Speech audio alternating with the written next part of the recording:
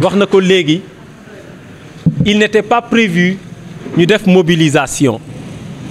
mais ba ko responsable yi Ndam yi déggee ñi ne Tassette ñi ne Thiénaba ñi ne Fayu Seras fu ne ñu dégg ko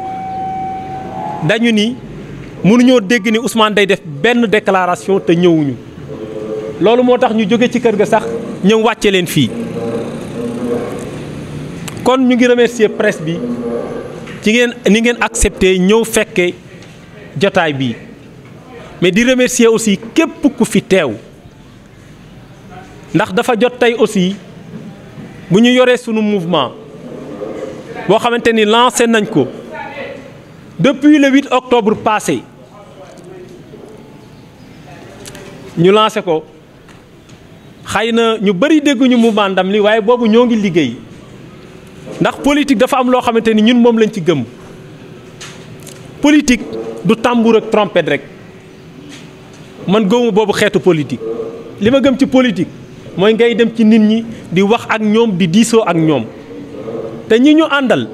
amul benn dërëm bu ñu leen jox dañoo ànd ak ñun rek ngir principe te nee na depuis 2014 ñoo ngi ànd waaye ku ne xam ne Ousmane Mbaye amul dërëm bu mu jox kenn kon bu ñu demee bay ànd ak Ousmane Mbaye dañoo am yaakaar ci moom am gëm-gëm am principe depuis lors defe naa ñi fekke woon bi ñuy lancé sunu mouvement suñu objectif principal waxoon nañ ko moo di dañ ne woon dañuy accompagner le président Macky Sall pour jox ko majorité à Thiès objectif boobu ñu fixé woon muy suñu objectif 1 musuñu cee jóg bu fekkoon dafa changé sax ñu ni diw dafa changé position mais changé wuñu position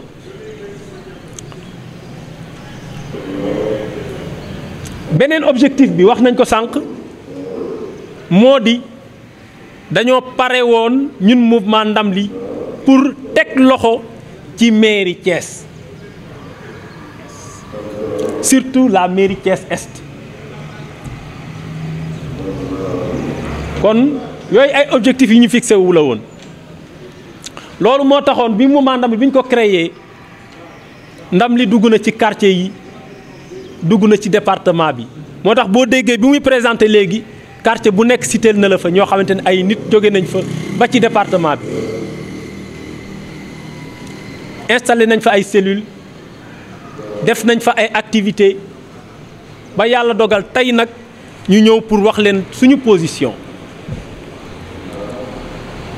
demoon nañ ba benn jamono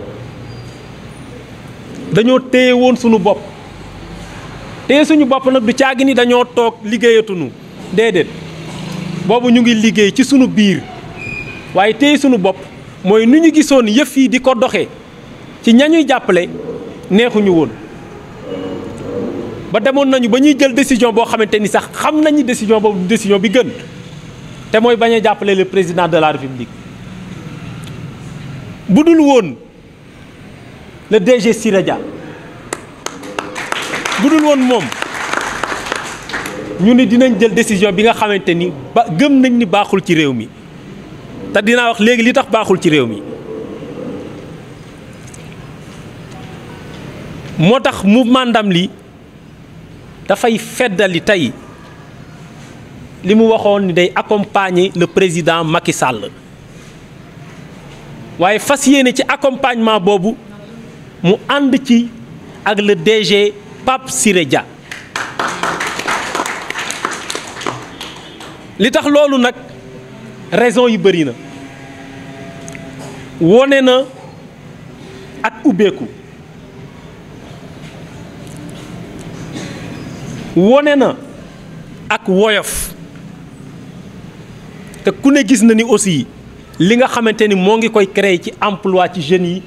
ak li nga xamante ni moo ngi koy dimbalee femmes yi donc boo gisee nit koo xamante ni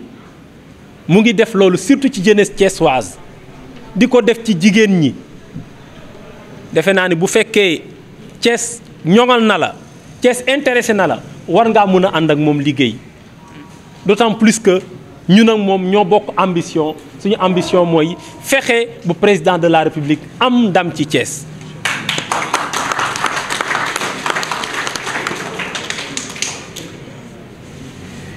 loolu moo tax tey ndam li ni woon na woote point de presse bi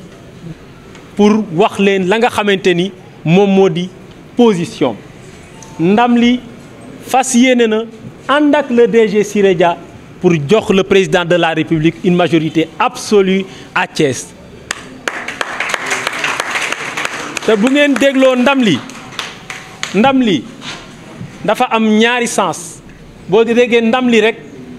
moom mooy lan victoire ndam mooy victoire waaye boo koy tas mooy ndaw yu mànkoo liggéey ndaw yoo xamante ni dañoo mànkoo liggéey kon ñooñu bu ñu mànkoo liggéey ci kàttanu yàlla victoire boobu dinañ ko am rawatina nag ñuy ànd ak koo xamante ni jàpp nañ ni liggéey rek la gëm muy le DG Siré Dia moo tax ñu gëm ni bu ñu àndee ak moom ci kàttanu yàlla victoire bi nga xamante ni moom la ñu bëgg ci commune de Thiès bëgg ko ci département de Thiès bëgg ko ci région de Thiès sax incha allahu dinañu ko am kon loolu moo doonoon kàddu yi ñu woon nañu ko jiital di remercier nag délégation monsieur Siré Dia bi nga xamante ni yegg si na léegi ki ko jiite di Modou Fall mais di remercier au passage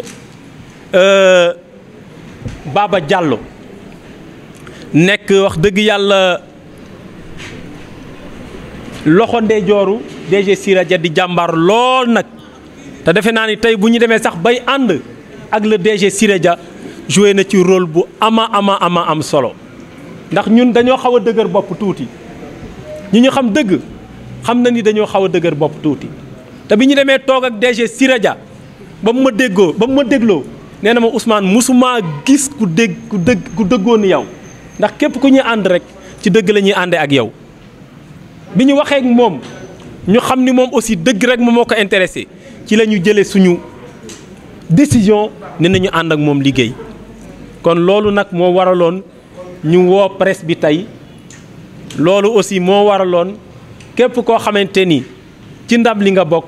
képp koo xamante ni sympathisant nga ni nag naa ñëw déglu tey li nga xamante ni moom la Ousmane fas yéene wax ak nit ñi donc wasalaamaaleykum. principe rek laa ko teg mais ku may àndal dinaa ànd ak yow ci principe yu leer bu ma gisee nga tegg ci benn virgule dama la fanaan ñukk dem ndax yàlla moo yor ñëpp mais li sama xel dale ci moom waxuma laa man rek mais bari na ñu mu àndal ñoo xamante ni la mu waxante ak ñoom def na ko mais beneen bi aussi ma toog ak moom mu wax ak man kàdduy gor ni ma Ousmane xoolal li ma créé ci emploi ci Thiès bu ma ñëpp meree nag loolu lañ ma meree te defe naa ni loolu kenn du ko laam-laamee amul quartier booy dugg boo xamante ni amul jeunes yoo xamante ni DG Siré Dia jël na leen ñuy liggéey amul xoolal groupement de femmes yi nekk ci Thiès doo dem ci benn quartier boo fa compté groupement yi bu fekkee fukki groupement la booy xool juróom ya DG Siré Dia moom moo leen financé mais loolu boo gisee nit di ko liggéey war nga xam ni kii am na ambition bu ñu taxawee ñu xamal ko ni ñun dañoo am ay jeunes yu bëgg a liggéey am ay femmes yoo xamante ni soxla nañ financement bëgg aussi politiquement ñu jàppale ñu ba ambition bi nga xamante ni moom la ñu am ci Thiès ñu mën ko wëyal mu taxaw jël engagement nit ñi ci kartanu yàlla yooyu yëpp dinañ ci jàpp parce que li ñu intéressé moom moo la intéressé te mooy falaat président de la République donc nit ku la jox kàddoom noonu defe naa ni la nga mën te muy kilifa mooy ànd ak moom ci loolu te wax dëgg yàlla am na loo xamante ni jot na ko cee wone kon donc loolu moo tax sëñ Babacar ñu ànd ak moom la ca des ca yeneen i responsable nag ay détails la bugguma sax di wax di sànni xeer kenn mais xëy na aussi seeni comportement peut-être tax na ba ñun mënuñu ànd ak ñoom parce que xëy na booy ànd ak nit àndum nawle ngay bëgg di ànd ak nit mais ñun bëgguñu doon ay politiciens alimentaires ngay ànd ak nit rek mu lay jox xaalis képp ku ñu parce que dafa am benn mag lu mu wax nee na képp koo xamante ni mu ngi lay jaay xam-xam jaay ko noppi bu la jaayee alal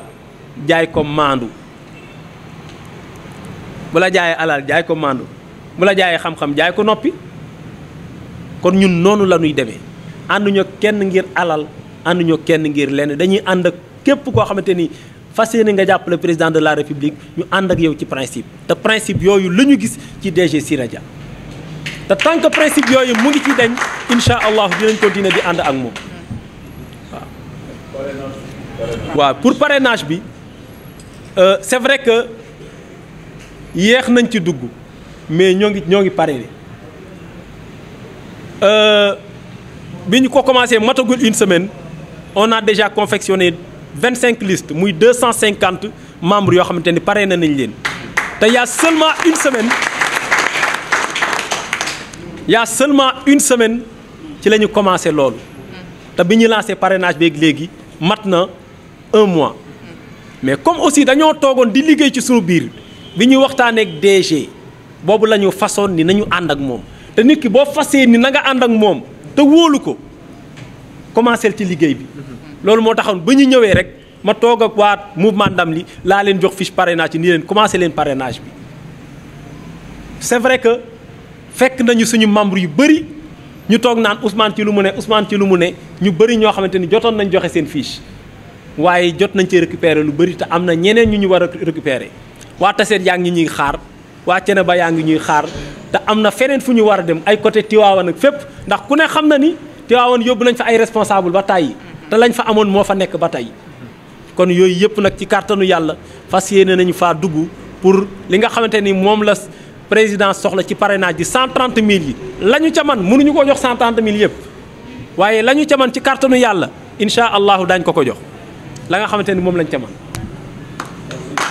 Vous me permettrez d'abord de remercier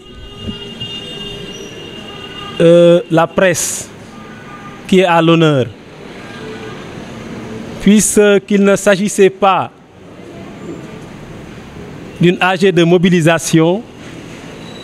mais juste d'un point de presse. Mais quand les militants et responsables de Ndamli ont eu écho que nous allions, n'est-ce pas, organiser un point de presse, alors ils ont tenu à se présenter. C'est la raison pour laquelle nous avons accusé ce retard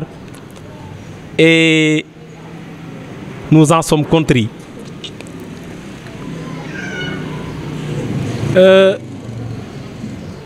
Je voudrais aussi remercier tous ceux qui sont présents ici, n'est-ce pas, aujourd'hui pour assister à ce point de presse. Aujourd'hui, nous voudrions nous prononcer par rapport à notre position. Effectivement, depuis que nous avons créé le mouvement Ndamli le 8 octobre 2017,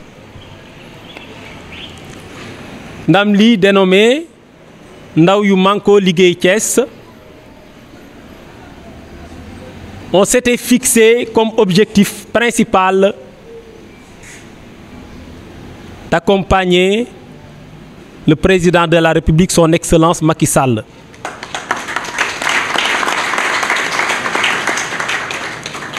Afin de lui donner la majorité à Thiès en 2019. Comme autre objectif,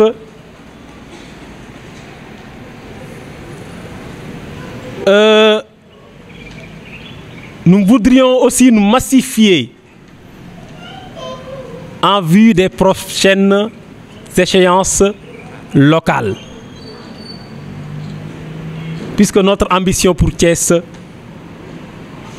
n'est plus un secret de polichinelle.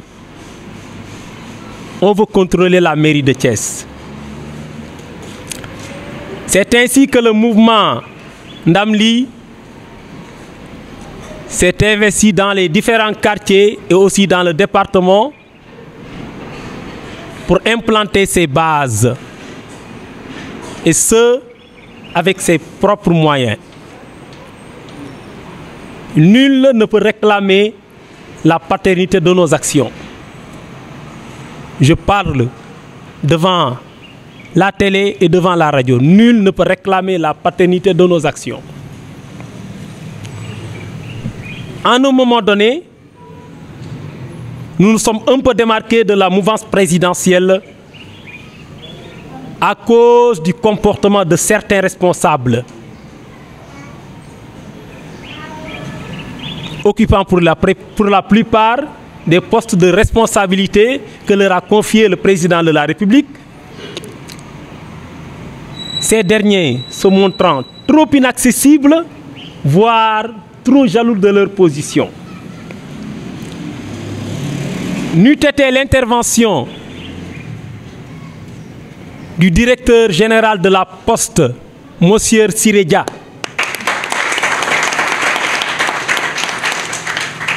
nous allions prendre la mauvaise décision qui consisterait à ne plus accompagner le président Macky Sall. Ainsi,